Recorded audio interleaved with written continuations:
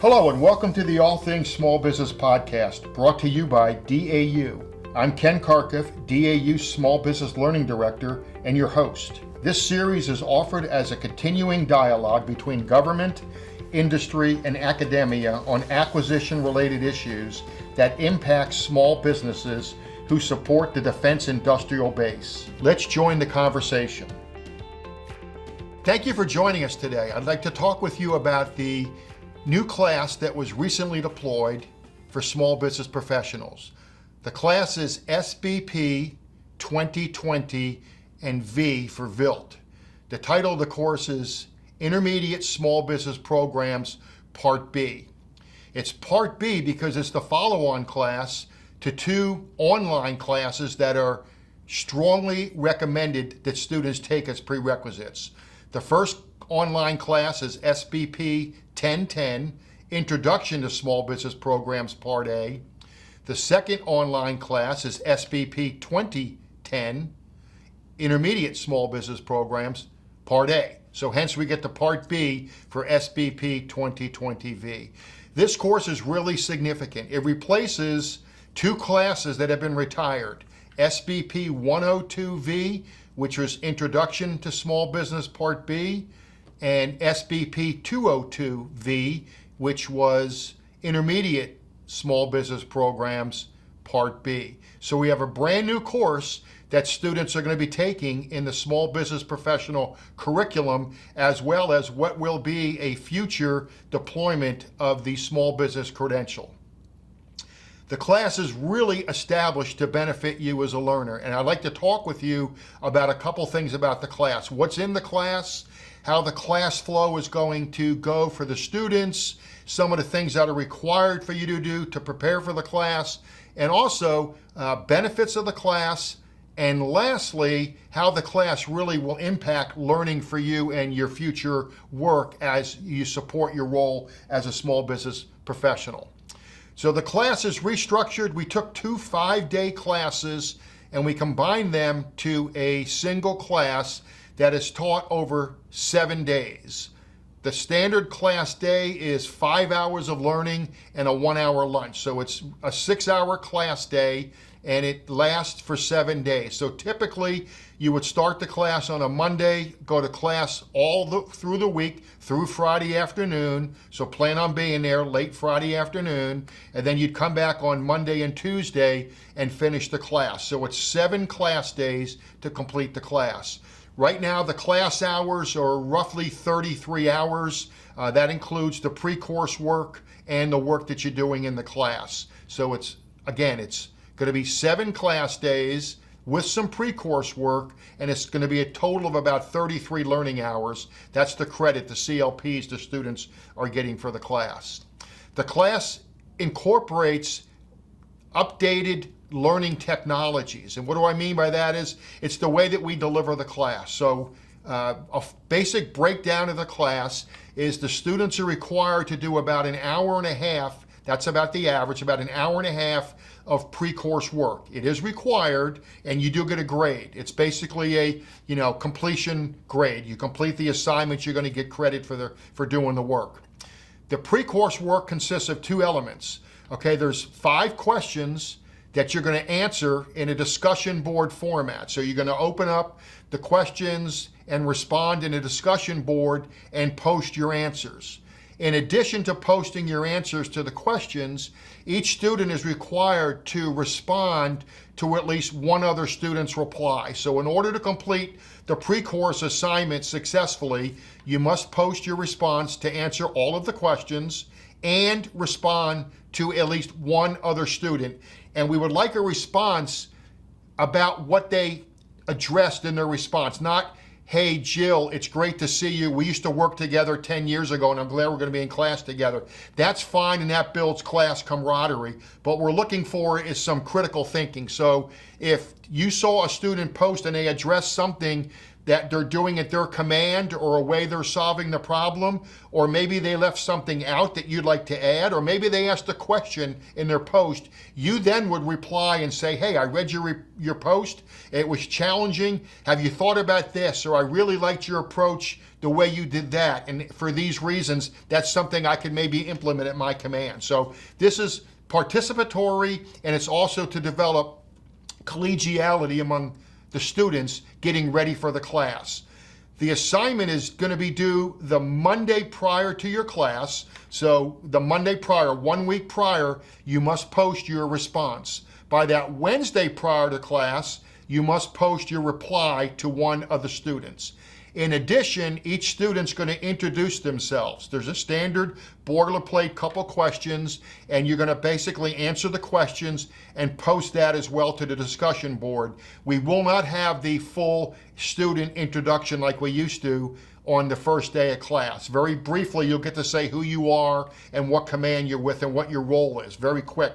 But in order to introduce yourself to your classmates, you're going to have to do that. So those two things will be your pre-course work. And again, we're really asking you to do it. It's required to do the class assignment, and it's strongly, strongly encouraged that you do your student introduction. In addition to that, we're going to use such things during the class as a tool called Mentimeter.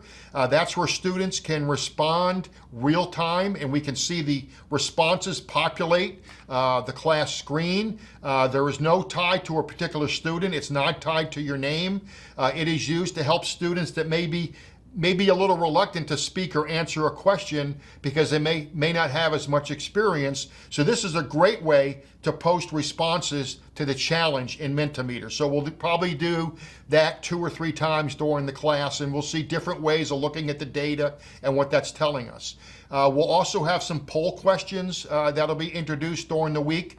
These aren't going to be, they aren't very aggressive, just to, again, another opportunity to show student participation, because with adult learning, you need to do multiple things to keep students engaged. A couple other significant changes to the class. There is no longer a exam at the end. There's no longer a final exam the last day of class, so I know you're all breathing easily now. However, we did take the final exam and similar items, and we created 2 quizzes. So you'll have 2 shorter quizzes. They'll be open book, just like before, open book, time quizzes that you'll get during the week or during the class, one the first week and then one the second week. We also have changed the way we deliver the course in that not all of the class is instructor-led, which what we call synchronous, okay? That's where you have an instructor that's working with you throughout that portion of the class. We have added a asynchronous, that means without an instructor. So it's like an online class. So we have added an asynchronous lesson in the class where you as a student will work through the material on your own, and then you'll have an assignment that you're going to do with your team or with a portion of your team. We'll come back and we'll have a debrief with the instructor to make sure we have the learning accomplished. And then you go back and finish the part 2 of the asynchronous lesson. You'll do some more learning by yourself, and then you'll get back together with a member of your team or your team, and you'll complete the second activity assignment. Both of these are ungraded, and then we will bring you back, and then we will review that as well. The last thing that we did is we took the end of the class and we added in a capstone assignment. So the students are going to have an opportunity at the end of the second Monday, where we will introduce the capstone assignment to you, give you some of the reading material, and then on the last day of class, the majority of that day, the students will be working collaboratively as a team, working through the capstone assignment, answering the questions, building your presentation, and then delivering your presentation to the class. And then upon everybody delivering their presentations, class discussion, the class will end. The capstone assignment will be a significant portion of the students' grade for the class, and it will be very important that you demonstrate as a team that you have learned all the fundamentals, because the capstone assignment basically takes you through the entire course and gives the students an opportunity to deliver to the instructors that they understand the material. So we think it's really good. We did pilot the class with, I think, 18 students, and the feedback was really positive with the students, with the new structure of the class and the way the class is delivered. So we're real excited about that. I'm going to put my glasses on for a second so I can read some of my notes here. These are some things that are really important to you. The target audience for the class are going to be the more seasoned or small business professionals that are pursuing the credential, as well as contracting and other acquisition professionals. Okay, the class is only opened to DoD, so you have to be DoD acquisition and you have to be government, either civilian or active duty. So that's the target audience for the class, and primarily it's going to be small business professionals, but we're excited about contracting officers or program managers or other skills sets, functional areas in the acquisition workforce that we take in the class. The class covers a broad range of topics, so let me kind of give you a list of what you'll be talking about. We do a lot about applying market research, the tools and techniques. What are some of the ways, the tools, the techniques? Is it a request for information? Is it a sources sought? Is it other means of doing market research, and how do you work through those? Developing a supported and justified acquisition strategy based on the market research. So not only is it understanding how to do market research, but analyzing it and coming up with a defendable strategy.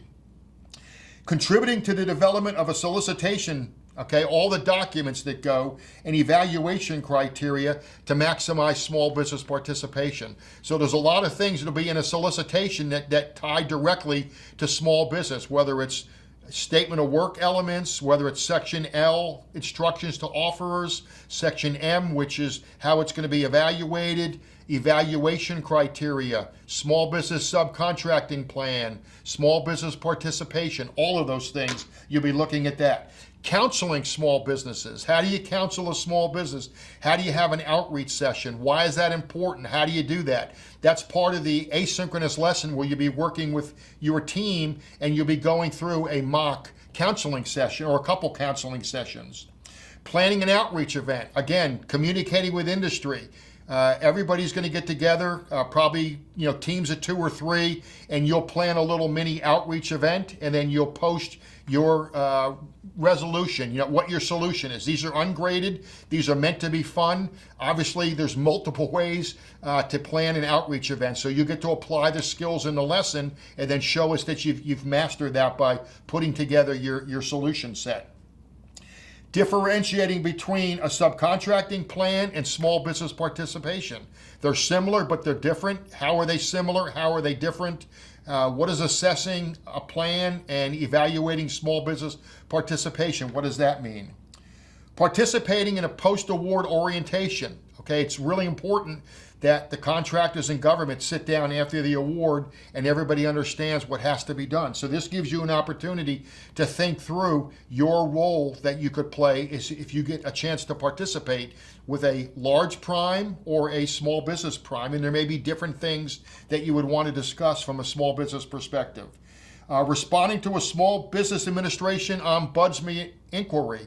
That's a part of the SBA that small businesses can go and say, hey, we have an issue with something that's going on with the federal government, and we have examples of actual inquiries. Teams will get one each, and you'll work through on how you might adjudicate and respond to that inquiry. And then lastly, we have the capstone activity, where you're going to have an opportunity to work through a lot of material and develop a comprehensive recommended acquisition strategy brief. So this is an exciting course. You'll have 2 instructors with you throughout the course, except for the asynchronous periods where you're working individually, going through the lessons, but you'll have the instructor will bring you back in session for discussion. So there's plenty of time to network, plenty of time for class discussions, plenty of learning, real exciting. So in conclusion, I want to encourage you to learn more about the class. You can go to the DAU homepage. You can search for the iCatalog. All of the courses are there. You can search in the iCatalog for DAU SBP 2020V for VILT, Intermediate Small Business Programs Part B. You can learn more about the class. You can enroll in the class from there. This is a self-enrollment, okay? The student enrolls him or herself. So you have to do that. You have to take that action. So if you want to enroll in the class, you're encouraged to do so. One plea, if for some reason you cannot complete the class or actually start the class, you need to disenroll yourself. You have to do that. DAU does not disenroll a student. What we have is a 10-day lockdown. 10 days prior to the start of the class, enrollment is locked down because of the pre-course work. So if you wait till after that 10-day window and you're inside that 10-day window and then you disenroll yourself, that quota will be unable to be used. We cannot put a student off the wait list in the class. And we understand, rarely there's a student that something happens in real life, and we understand that. But if you know ahead of time that your schedule has changed, your priority has changed, you got to, your boss has tasked you to do something or something else happens, please make sure that you disenroll yourself outside of that 10-day window so we can fulfill the class. So in summary, it's a new class. Real excited about it. The students that took it in the pilot were real excited about it, and we're looking to have the class quotas filled as we teach the class towards the end of this fiscal year and going into future fiscal years.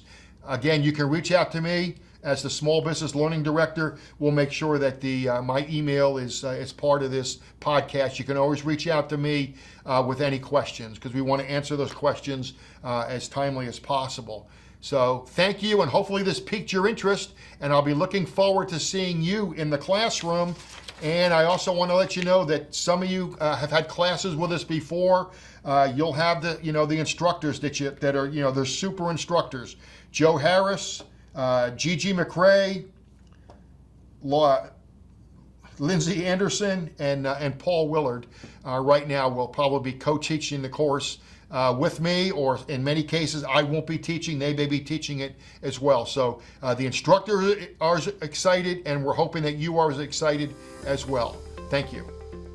Thank you for following the All Things Small Business podcast. Also, as a special thank you to my producer, Dr. Renee Reynolds. Please be a champion of this podcast.